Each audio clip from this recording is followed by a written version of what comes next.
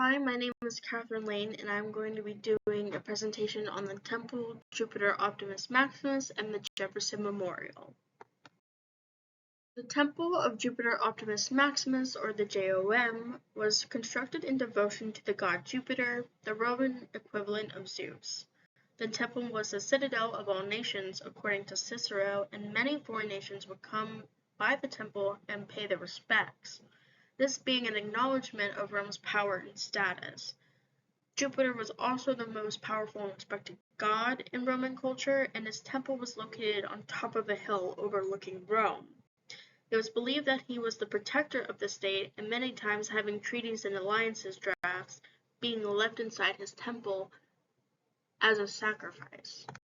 The Jefferson Memorial commemorates the third President of the United States and he was one of the main writers of the Declaration of Independence and was very educated. He was an esteemed advocate for national independence and personal spiritual freedom, and the memorial's construction was heavily debated and objected to despite being built to celebrate one of America's founding fathers. Jefferson had a personal interest in architecture, going as far as designing his own home in Monticello and some of the buildings in Virginia. The memorial's only use today is to celebrate the president and to be a symbol of American values. The JOM and the Jefferson Memorial hold many similarities and differences in cultural significance. Both were built dedicated to a public pillar of their cultures. Both could be considered temples. Both buildings are a symbol of status and values for their respective cultures, and both buildings are in central locations of importance in societal and historical contexts. However, the JOM was more of an integral part of the city and a hub for activity, whereas the Jefferson Memorial was more of a tourist attraction or a monument rather than an active building. And sacrifices weren't left at the Jefferson Memorial, unlike the JOM. The JOM was a temple that was made from a combination of stones and mud, and sadly, over time, it started to break down due to neglect and spoliation, causing us to have very little of the original temple remaining. However, based on what survived, it's speculated that the foundation measured to be 50 by 60 meters.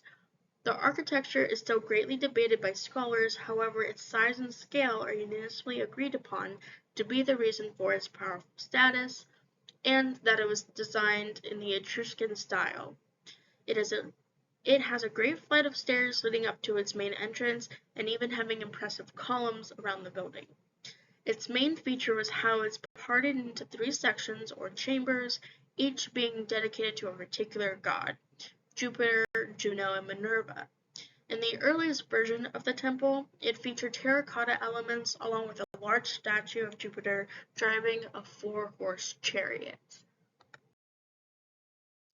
The Jefferson Memorial is located in East Potomac Park on the south bank of Tidal Basin, and the circular colonnade was designed by John Russell Pope, Otto R. Eggers, and Daniel P. Higgins.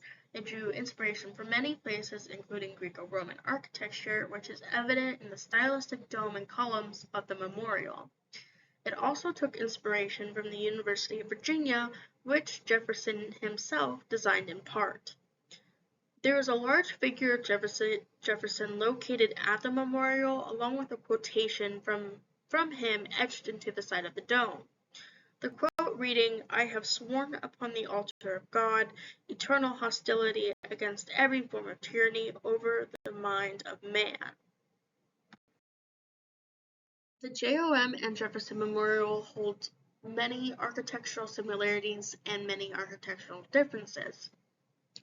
Both display a similar style of columns in the front of their buildings.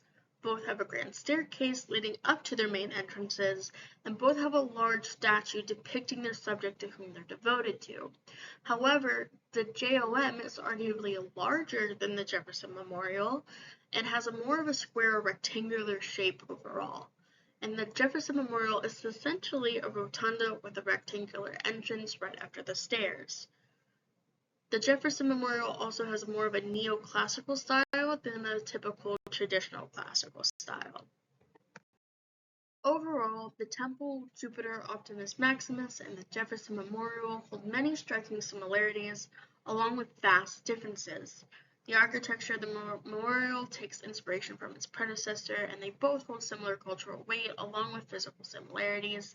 They share similar columns and entryways and statues depicted of their respective subjects, and there is evidence of Greco-Roman architecture in many of today's buildings and monuments, so it's no surprise that a president who is so loving of architecture took inspiration from where he did. These are my resources. Thank you so much for listening to my presentation.